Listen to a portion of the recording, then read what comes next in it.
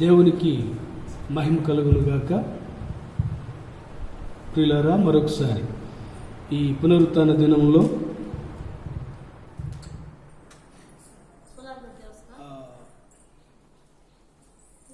మీతో కూడా మరొక శ్రేష్టమైన వర్తమానాన్ని పంచుకోవడానికి దేవుడు మాకు ఇచ్చిన ఈ గొప్ప అవకాశాన్ని బట్టి స్తుతిస్తా ఉన్నాం. మీ అందరికీ ప్రభు అయిన యేసుక్రీస్తు నామంలో హృదయపూర్వక వందనాలు. ప్రియులారా, మరి లైవ్లో వీక్షించే ప్రతి ఒక్కరు కూడా లైవ్లోకి వచ్చి వర్తమానాన్ని హృదయపూర్వకంగా స్వీకరించి ఆశీర్వదించబడవలసిందిగా మనవి చేస్తూ ఉన్నాం. పరిశుద్ధ గ్రంథంలో నుంచి ఒక మాటని ఈరోజు మనం ధ్యానం చేద్దాం. యోబు గ్రంథము 1వ అధ్యాయము.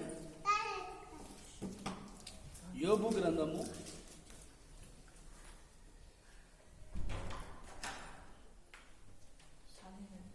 1వ అధ్యాయము 10వ వచనంలో మనందరికీ ఒక మాట చదవండి. అక్కడ చూడండి, నేను చదువుతాను, పర్వాలేదు, వినండి. నీవు అతనికిని అతని ఇంటికిని అతనికి కలిగిన సమస్తమునకు నువ్వు చుట్టూ కంచె వేసితివి కదా. అతని కలిగిన సమస్తమునకును కంచె వేసితివి కదా. ఈరోజు చూడండి ప్రియులారా, ఈ పరిశుద్ధాత్మ దేవుడు ఈ వాక్యాన్ని జ్ఞాపకం చేశాడు. ఎందుకంటే ఈరోజు ఎటు నుంచి ఎక్కడికి వెళ్ళాలన్నా ప్రతి వీధికి ఎక్కడికెక్కడ కంచెలు వేశారు. ఇక్కడ నుండి అవతలికి వెళ్లకుండా, అవతల నుంచి యువతలికి రాకుండా, పట్టణములో ఏ వీధిలో చూసినా కంచెలే. ఏ పల్లెటూరికి పోదామన్నా పల్లెటూర్లలో కూడా ఎక్కడికక్కడ కంచెలు వేసి పడేశారు. ఇవి చూస్తూ ఉన్నప్పుడు ఎందుకు పరిశుద్ధాత్మ దేవుడు ఈ వాక్యాన్ని జ్ఞాపకం చేస్తూ వచ్చాడు. పిల్లరా, ఈరోజు కంచె అనేటువంటి పదాన్ని గురించి ఈరోజు మనము క్లుప్తంగా కొన్ని విషయాలు ధ్యానం చేద్దాం. యోబు గ్రంథము 1వ అధ్యాయము 10వ వచనంలో ఒక మాట రాయబడింది.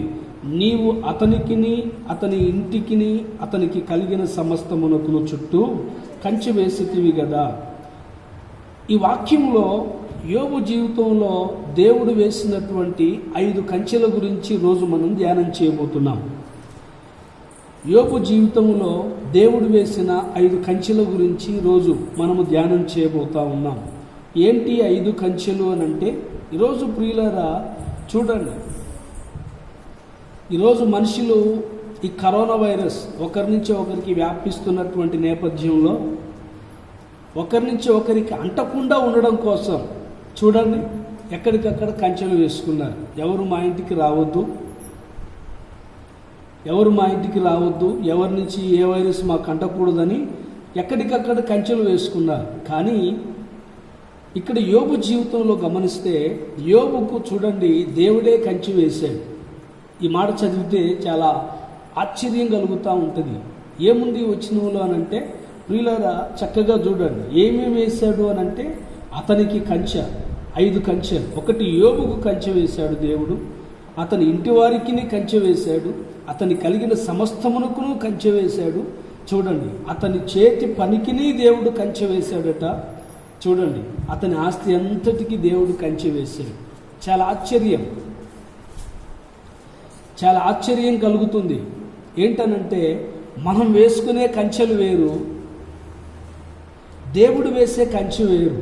మనం ఎన్ని జాగ్రత్తలు పడి ఎన్ని కంచెలు వేసినా ఈరోజు చూడండి రావాల్సినటువంటి కరోనా వైరస్ అనేక మంది జీవితాల్లోకి తొంగి చూస్తూనే ఉంది. ఎన్నో జాగ్రత్తలు తీసుకున్నా ఏదో ఒక రీతిగా అది కనపడనటువంటి రోగం వైరస్ గనక ఎవరి నుంచో ఎవరికో వ్యాప్తి చెందుతూనే ఉంది. కానీ ఈరోజు ప్రియులారా, ఈ శరీరానికి కలిగే ఈ వైరస్ చూడండి అంటకుండా మనం వేసుకునే కంచెల కంటే ఈరోజు బైబిల్ తెలియజేస్తూ ఉంది.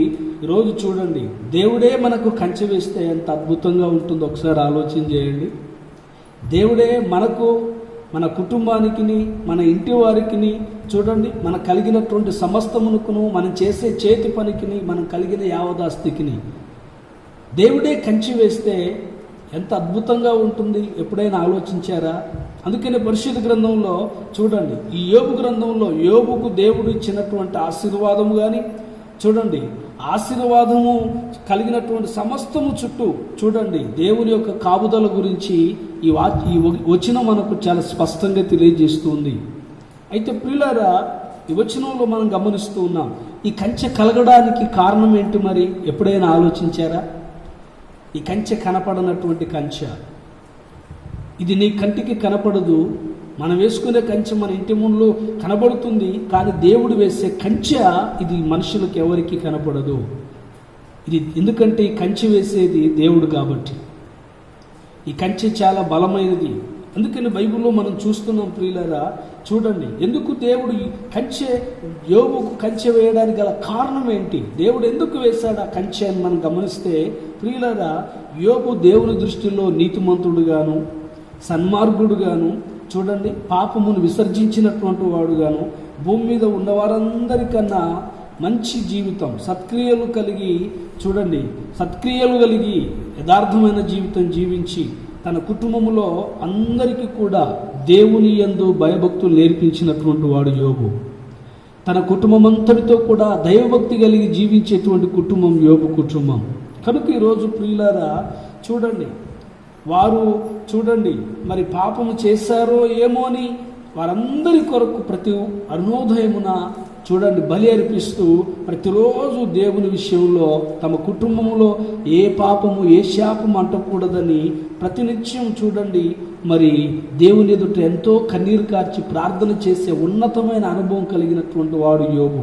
అందుకనే దేవుడు తన కుటుంబం చుట్టూ, తన ఇంటి చుట్టూ దేవుడు కంచి వేశాడు. బైబిల్లో మనం చూస్తున్నాం, యెహోవా యందు భయభక్తులు గలవారు చుట్టూ తన దూత కావలి ఉండే వారిని రక్షించును అనే మాట మనం చూస్తాం. ఈరోజు ప్రియులారా, రక్షించుట, మనం కాపాడబడాలి, మనము భద్రపరచబడాలి అని అంటే ఈరోజు దైవభక్తి అనేది క్రైస్తవుని జీవితంలో చాలా ప్రశస్తమైంది. దైవభక్తి అనేటువంటిది క్రైస్తవుని జీవితంలో చాలా ఉన్నతమైంది. ఈ భక్తి కలిగిన కుటుంబం ఎక్కడుంటుందో, తన ఇంటి వారందరితో కూడా ఏ కుటుంబం అయితే భయభక్తులు కలిగి యోబు వలె దేవుని కొరకు అహర్నిశలు భక్తి చేస్తూ ప్రయాసపడుతూ కన్నీరు కారుస్తూ ఉంటారో, ఆ ఇంటి చుట్టూ దేవుడు కంచె తప్పకుండా వేస్తాడు అనేటువంటి విషయాన్ని ఈ వాక్యం ద్వారా చాలా సుస్పష్టంగా మనం అర్థం చేసుకుంటున్నాం.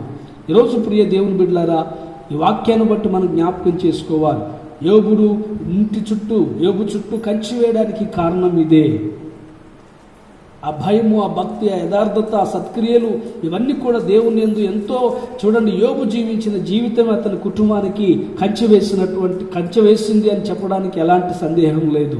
ఆ తర్వాత మనం గమనిస్తే ప్రియులారా, ముందుగా ఈరోజు మనం జ్ఞాపకం చేసుకోవాలి, ప్రతి క్రైస్తవుని జీవితంలో 2 కంచెలు మనం చూడాలి. ఒకటి, ముందుగా మొదటి కంచెగా యేసుక్రీస్తు రక్తము మనకు కంచెగా ఉంది అన్న విషయాన్ని జ్ఞాపకం చేస్తున్నాను. ఎక్కడ మనం గమనిస్తే ప్రియులారా, మనం నీతిమంతులుగా తీర్చబడటానికి కూడా కారణం ఈ యేసుక్రీస్తు రక్తమే. ఎవడు తన క్రియలను బట్టి నీతిమంతుడిగా ఎంచబడలేదు, కానీ ఈరోజు మనము విశ్వసించిన ప్రతి వారము కూడా నీతిమంతుడిగా తీర్చబడ్డాము అని అంటే అది కేవలం యేసుక్రీస్తు రక్తం మాత్రమే. అందుకని ఈరోజు ప్రియులారా, మరి ప్రతి కుటుంబంలో తల్లిదండ్రుల బాధ్యత ఏంటనంటే మన కుటుంబం పైన ఈరోజు ఈ కంచెను వేయగలగాలి. ప్రతి కుటుంబంలో తల్లిదండ్రుల బాధ్యత, నీ కుటుంబానికి నువ్వు కంచె దేవుడు వేయినట్లుగా నువ్వు ప్రార్థన చేయాల్సిన బాధ్యత ఈరోజు ప్రతి కుటుంబం మీద ఉంది అన్న విషయాన్ని జ్ఞాపకం చేస్తూ ఉన్నాను. ఈరోజు ప్రియులారా, ఆదికాండం 2వ అధ్యాయం 15వ వచనాన్ని మనం గమనిస్తే అక్కడ ఉంది.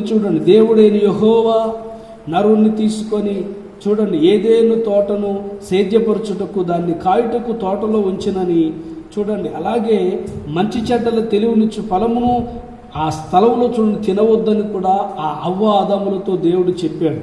తోటంతటి మీద అధికారాన్ని అవ్వ ఆదాములకు దేవుడిచ్చి ఆ పండు తినొద్దు అని దేవుడు వారికి ఆజ్ఞాపించినప్పుడు ప్రియులారా, మరి ఏదైనా తోట అంతటిని కూడా కాపు గాయడానికి ఆదాముకు దేవుడు అధికారం ఇస్తే ఏం జరిగింది అక్కడనంటే ప్రియులారా, మరి అవ్వ ఆదాములు ఆదాము ఆ తోటను కాసేటువంటి విషయంలో తప్పిపోయాడు. కారణం ఏంటంటే ఈరోజు ప్రియులారా, కాచుట అనేటువంటి పదం, ఆ తోటను కాచేటువంటి విషయంలో ఆదాము తప్పిపోయాడు.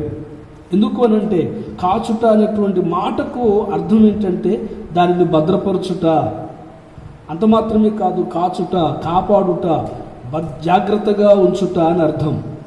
ఈ కంచె ఈరోజు ప్రియులారా చూడండి, సంరక్షించుట అని అర్థం. అయితే దానికి కాపలా కాయవాడు చెయ్యి పని ఏంటనంటే చూడండి, కాపలా కాయవాడు చెయ్యి పని ఏంటంటే ఏ శత్రువు ఆ తోటలోకి రాకుండా, ఏ దుష్టుడు ఆ తోటలోకి రాకుండా చూడండి, ఆ తోట చుట్టూ ఎల్లప్పుడూ చూడండి కాపలా కాయవాడు జాగ్రత్తగా ఏది కూడా తోటలోకి రాకుండా జాగ్రత్త పడాలి. కానీ ఏం జరిగింది అక్కడ అనంటే ఈరోజు ఆదాము ఆ విషయంలో విఫలమయ్యాడు. ఎందుకు అనంటే ఆ తోటకి కంచె లేని కారణం చేత చూడండి, కాయవలసిన ఆదామేమో, ఆ తోటను జాగ్రత్తగా కాయవలసిన ఆదామేమో కాయలేని కారణం చేత ఆ తోటలోకి ఎవరు ప్రవేశించారు అని అంటే మనందరికీ తెలుసు. ఎవరు? సాతానుడు ప్రవేశించాడు. ఈరోజు ప్రియులారా, మరి ఆ తోటను మనము ఎవరి నుంచి కాపాడాలి అనంటే ఈరోజు ప్రియులారా అది ఆలోచిస్తే చూడండి, అక్కడ మన శత్రువైన అపవాది నుండి మనం కాపాడుకోవాలి. వాడు మన ఇంటికి ప్రవేశించకుండా, వాడు మన జీవితంలోకి రాకుండా, మన పిల్లల మీద, మన కుటుంబం మీద దాడి చేయకుండా మనము ప్రార్థన అనే కంచెను, భక్తి అనేటువంటి కంచెను మన ఇంటి చుట్టూ, మన బిడ్డల చుట్టూ వేసుకోవాల్సినటువంటి అవసరత ఉంది. ఈరోజు ప్రియులారా జ్ఞాపకం చేసుకోవాలి.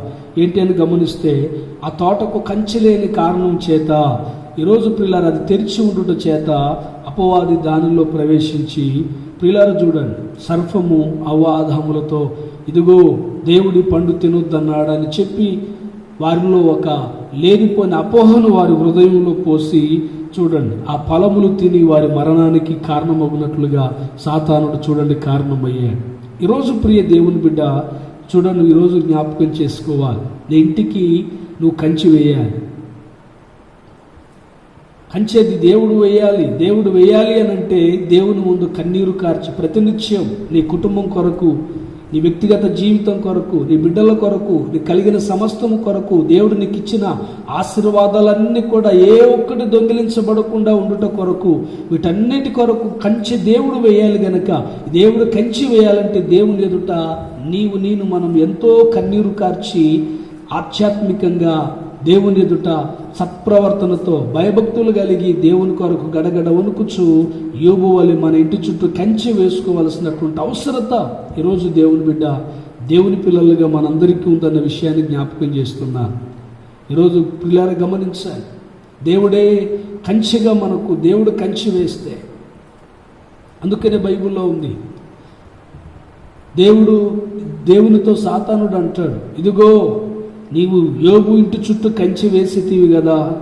ఒక సందర్భంలో అంటాడు, ఏంటా కంచె అనంటే సాతానుడు యోబు ఇంటిలోకి వెళ్ళడానికి వీలు లేకుండా, సాతానుడు యోబు కుటుంబాన్ని పతనం చేయడానికి వీలు లేకుండా దేవుడు సాతాను వెళ్ళు అని ఆజ్ఞాపించినప్పుడు వెంటనే సాతానుడు దేవునితో చెప్తున్న మాట ఏంటంటే, నీవు యోబు ఇంటి చుట్టూ కంచె వేసేటివి కదా అంటాడు. అంటే దేవుడు కంచె వేస్తే అక్కడ జరిగే కార్యం ఏంటో తెలుసా?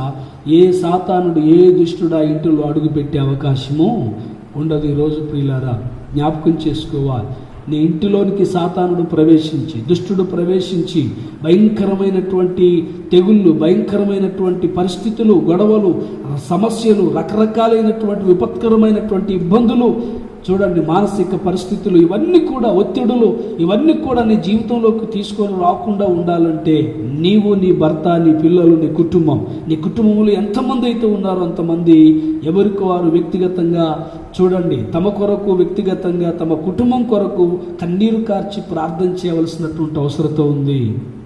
ఆ ప్రార్థన అనే కంచి నిన్నేం చేస్తుందంటే ఏ శత్రువు, ఏ సాతానుడు నీ జీవితంలోకి, నీ కుటుంబంలోకి రాకుండా కాపాడుతుంది. దుష్టుడిని ఇంటిలోకి రాకుండా నువ్వు చేసే భక్తి, ప్రార్థన కాపాడుతుంది. ఈరోజు దేవుని బిడ్డ 37వ కీర్తనలో మనం చూస్తాం, తన యందు భయభక్తులు గల వారి చుట్టూ తన దూత కావలి ఉండే వారిని సంరక్షించును. ఈరోజు నిన్ను నువ్వు కుటుంబాన్ని కాపాడుకోవాలంటే, సాతాను బారిన పడకుండా దుష్టుడైన అపవాది ఏ పని చేయకుండా, దుష్టుడైనటువంటి సాతానుని కుటుంబంలోకి చొరబడకుండా ఉండాలనంటే ఈరోజు ప్రియులారా నువ్వు చేసే భయముతో కూడిన భక్తియే చాలా ప్రాముఖ్యమైనదన్న విషయాన్ని వచనం ద్వారా జ్ఞాపకం చేస్తున్నాను. ఈరోజు ప్రియులారా జ్ఞాపకం చేసుకోవాలి, యేసు క్రీస్తు అనే రక్తం అనే కంచె ఈరోజు నేను మనం వేసుకోవాల్సిన అవసరం ఉంది. ఈరోజు ప్రియులారా గమనించాలి, నిర్గమాకాండము 12వ అధ్యాయము చూడండి. నిర్గమాకాండము 12వ అధ్యాయము 21 నుంచి 23 వచనాలు గనక అక్కడున్న విషయాలు మనము గమనిస్తే అక్కడ ఒక మాట రాయబడుతుంది. ఇశ్రాయేలీయులు ఐగుప్తు నుండి బయలుదేరడానికి ముందు ప్రియులారా చూడండి, చివరి తెగులు మనం చూచినట్లయితే ఐగుప్తీయులను సంహరించడానికి బయలుదేరింది సంహార దూత. ఈ సంహార దూత యొక్క పని ఏంటంటే ప్రతి ఇంటిలో ఉన్నటువంటి ప్రతి తొలి మగచూలు పిల్లలను చంపేయాలి. అయితే దేవుడు మోషే ద్వారా ఇశ్రాయేలు ప్రజలకు చెప్పిన విషయం ఏంటంటే, ఈ సంహార దూత వస్తూ ఉన్నాడు గనుక మీ కుటుంబంలో ఎవరు నశించిపోకుండా, మీ పిల్లలు బలవ్వకుండా, మరణించకుండా ఉండాలంటే గొర్రెపిల్లను వధించి ఆ గొర్రెపిల్ల రక్తాన్ని మీకు మీ గుమ్మాలకు, మీ గుమ్మపు గడపలకు పూయండి. ఎవరికి ఏ రక్తం, గొర్రెపిల్ల రక్తం ఎవరి గుమ్మానికైతే పూయబడుతుందో ఈ సంహార దూత వచ్చినప్పుడంట ఆ రక్తం ఉన్న గుమ్మాన్ని దాటుకొని ఈ గొర్రెపిల్ల రక్తం పూయబడిన గుమ్మం ఏదైతే ఉంటుందో ఆ గుమ్మంలోకి ప్రవేశించి ఆ ఇంటిలో తొలి మగచూలు పిల్లల్ని సంహరిస్తూ ఉంది. ఈరోజు ప్రియులారా రీతిగా మోషే ద్వారా ఇశ్రాయేలు ప్రజలను దేవుడు హెచ్చరించినప్పుడు, దేవుడు ఆ మాటను తెలియజేసినప్పుడు ఇశ్రాయేలు ప్రజలందరూ కూడా ఏం చేశారో తెలుసా, ప్రతి ఇంటిలో ఒక గొర్రెపిల్లను వధించి ఆ గొర్రెపిల్ల రక్తాన్ని తమ ఇంటి ద్వారబంధాలకు పూశారు. ఈరోజు ప్రియులారా ఆ గొర్రెపిల్ల రక్తమే ఈరోజు ఎవరో తెలుసా, ప్రభు అయిన యేసుక్రీస్తు వారి యొక్క ప్రశస్త రక్తం. ఈరోజు ఆ రక్తము నీ మీద, నీ కుటుంబం మీద, నీ బిడ్డల మీద ప్రోక్షించబడితే ఆ రక్తం నీ జీవితంలో ప్రవహిస్తూ ఉంటే గనక దేవుని బిడ్డ, ఏ సంహార దూత, ఏ మరణ దూత, ఎలాంటి తెగుళ్ళు, ఎలాంటి వైరస్లు ఎన్ని ఈ లోకంలోకి వచ్చి ప్రవేశించినా అవి నీ గుమ్మము దాకా రాకుండా ఉండాలంటే, నీ గుమ్మములోకి ప్రవేశించకుండా ఉండాలంటే, నీ ఇంటిలో ఎవరిని బలి తీసుకోకుండా ఉండాలంటే ఈరోజు దేవుని బిడ్డ, నీవు, నీ కుటుంబము, నీ పిల్లలు కలిగిన సమస్తము చూడండి క్రీస్తు రక్తము మీ మీద ప్రోక్షించబడాలి. యేసుక్రీస్తు రక్తము చేత మీరు కడగబడాలి. యేసుక్రీస్తు రక్తము మీ మీద ప్రోక్షించబడినప్పుడు మీ గుమ్మాలకు క్రీస్తు రక్తము చూడండి పుయ్యబడినటువంటి అనుభవంలో మీరు ఉన్నట్లయితే ఈరోజు దేవుని బిడ్డ, ఏ తెగులు, ఏ వైరస్, ఏ మరణదూత, ఏ సంహార దూత ఈ లోకం మీదకి ఎన్ని తెగుళ్ళు వచ్చినా అవి నిన్ను దాటుకొని నీ గుడారంలోకి, నీ గృహంలోకి రాకుండా దాన్ని కాపాడగలిగేటువంటి యొక్క ధన్యత చూడండి, కాపాడగలిగే ఆ శక్తి ఒక దేవునికి మాత్రమే ఉంది, ఆ యేసుక్రీస్తు రక్తానికి. ఈరోజు ఆ రక్తం నీ మీద, నీ పిల్లల మీద ప్రోక్షించబడవలసిన అవసరత ఎంతైనా ఉందన్న విషయాన్ని జ్ఞాపకం చేస్తున్నాను. హల్లెలూయా. కనుక ఈరోజు ప్రియులారా ఆ యేసు రక్తము మన మీద, మన పిల్లల మీద, మన కలిగిన సమస్తానికి చూడండి బలమైన ప్రొటెక్షన్ ఇస్తుంది. ఈరోజు అలాంటి అనుభవం నీ జీవితంలో ఉందా? అందుకే పాట పాడుతుంటాం కదా, ప్రతి ఘోర పాపములను కడుగును మన యేసయ్యా రక్తము, ప్రతి ఘోర పాపములను కడుగును మన యేసయ్యా రక్తము, మన శిక్ష తొలగించెను, సంహారమునే తప్పించెను, మన శిక్షను తొలగించెను, సంహారమునే తప్పించెను. యేసు రక్తము, రక్తము, రక్తము, అమూల్యమైన రక్తము, నిష్కళంకమైన రక్తము, అమూల్యమైన రక్తము, నిష్కళంకమైన నిష్కళంకమైన